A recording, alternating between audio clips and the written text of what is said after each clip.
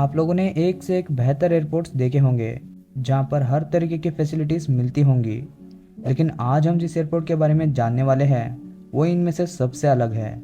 अलग होने की सबसे बड़ी वजह यह भी है कि इसे ज़मीन पर नहीं बल्कि समंदर के ऊपर बनाया गया है, जिसे दूर से देखने पर लगता है कि मानो ये एयरपोर्ट तैर रहा हो। लेकिन इतनी बेहतरीन इंजीनियरिंग के दम पर तैयार हुआ ये एयरपोर्ट अब आहिस्ता आहिस्ता डूब रहा है। जिस अमेजिंग एयरपोर्ट की बात हम यहाँ कर रहे हैं उसका नाम है कंसाई इंटरनेशनल एयरपोर्ट, जो कि दुनिया का सबसे पहला फ्लोटिंग एयरपोर्ट है और इसे एक मैन मेड आइलैंड पर बनाया गया है। ऐसे में सवाल आता है कि इसे समंदर के ऊपर ही क्यों बनाया गया, ज़मीन पर क्यों नहीं। वैसे तो जापान के कंसाई रीजन में ऑलरेडी तीन तीन एयरपोर्ट्स 50 किलोमीटर के रेडियस के अंदर है, लेकिन जापान की बढ़ती हुई पॉपुलेशन और इकोनॉमिक डिमांड्स के चलते इनको एक और एयरपोर्ट की ज़रूरत महसूस होने लगी।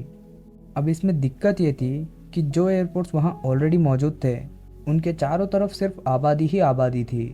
ऐसे में उन एयरपोर्ट्स को एक्सपेंड करना पॉसिबल नहीं था। और वही कंसाई रीजन में जो जगह खाली पड़ी थी वो फार्मर्स के इस्तेमाल में थी, जिन्होंने ज़मीन देने से साफ साफ मना कर दिया।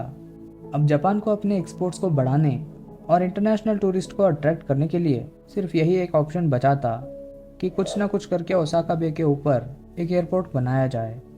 ओसाका बे का ये हिस्सा 60 फीट गहरा है और यहाँ एक नया एयरपोर्ट बनाने का मतलब ये है कि पहले तो यहाँ पर एक मैन मेड आइलैंड को बनाना होगा।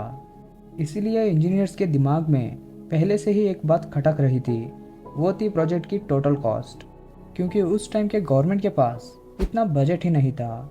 फिर भी कंसाई इंटरनेशनल एयरपोर्ट की कंस्ट्रक्शन को 1987 में शुरू कर दिया गया।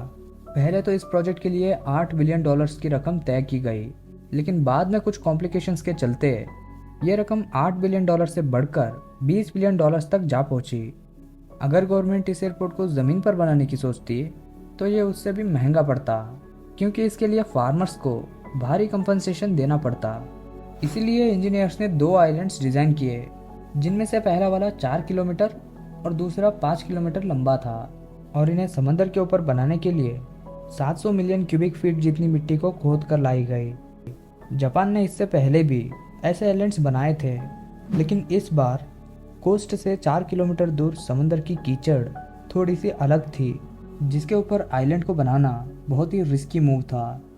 कुछ इंजीनियरिंग एक्सपर्ट्स ने यह अंदाज़ा लगाया कि यह एयरपोर्ट 19 फीट से 25 फीट तक अंदर धंस सकता है, लेकिन खर्चा बचाने के लिए जापानी गवर्नमेंट ने आइलैंड और एयरपोर्ट दोनों को 19 फीट तक अंदर धंसने के हिसाब से डिज़ाइन करवाया, और यही इनकी सबसे बड़ी गलती थी।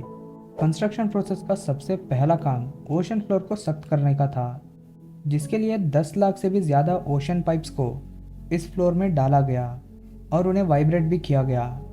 वाइब्रेट करवाने की वजह यह थी कि नीचे की लेयर्स कंप्रेशन के चलते लूज हो जाए और ऊपर की लेयर सख्त हो जाए। फिर पाइप्स को निकालकर उनमें कुछ खास प्रकार की कंक्रीट को डाला गया जो पानी को कंट्रोल कर सकता था। एयरपोर्ट को समुद्री तूफानों से बचाने के लिए 24 किलोमीटर का सी वॉल बनाया गया और इसे बनाने के लिए 48,000 कंक्रीट ब्लॉक्स को यूज़ किया गया। आइलैंड बनाने के बाद कंस्ट्रक्शन वर्कर्स ने एयरपोर्ट और रनवे का काम शुरू कर दिया। साल 1990 में ओसाका सिटी से एयरपोर्ट तक एक ब्रिज भी बनाया गया, जो करीब $1 बिलियन में बनकर तैयार हुआ। अब कंसाई इंटरनेशनल एयरपोर्ट को 25 फीट तक अंदर धंसना पहले से ही तय था, लेकिन इंजीनियर्स की इस गलत फैमिली को दूर होते ज़्यादा वक्त ही नहीं लगा। जैसे ही एयरपोर्ट बनकर तैयार हुआ, तब तक एयरपोर्ट ऑलरेडी 34 फीट तक अंदर धंस चुका था। लेकिन इसके बाद इंजीनियर्स ने रिसर्च करके ये बताया कि इसे जितना धंसना था धंस चुका, अभी ये बहुत कम ही धंसेगा और अगले 50 सालों में ये एयरपोर्ट समंदर से 13 फीट की ऊंचाई पर आकर हमेशा हमेशा के लिए स्टेबल हो जाएगा। उन्होंने ये भी बताया कि ये ऊंचाई किसी भी सैलाब से बचने के लिए परफेक्ट है, बट इनका ये प्रिडिक्शन भी गलत साबित हो रहा है। कंसाई एयरपोर्ट अभी तक स्टेबल ही नहीं हुआ। जिस एयरपोर्ट को 50 सालों के बाद समंदर से 13 फीट की ऊंचाई पर पहुंचना था, वो स्थिति अभी आ चुकी है। आज के टाइम कंसाई इंटरनेशनल एयरपोर्ट बहुत ही डेंजरस लेवल पर है और दिन बर दिन अंदर धंसता चला जा रहा है। कहा जा रहा है कि 2060 तक यह एयरपोर्ट समंदर में डूब जाएगा, लेकिन जापान हर साल मिलियंस ऑफ डॉलर्स खर्च करके एयरपोर्ट को तो बचा ही रहा है, लेकिन उसके साथ ही टाइम को भी खरीद रहा है ताकि इस एयरपोर्ट को डूबने से पहले कंसाई रीजन में ही कहीं और एक और नई एयरपोर्ट बनाया जा सके। ये थी कहानी दुनिया की सबसे पहली फ्लोटिंग एयरपोर्ट की।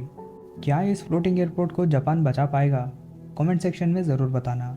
मैं मिलता हूँ एक और नई वीडियो के साथ, तब तक के लिए बाय बाय।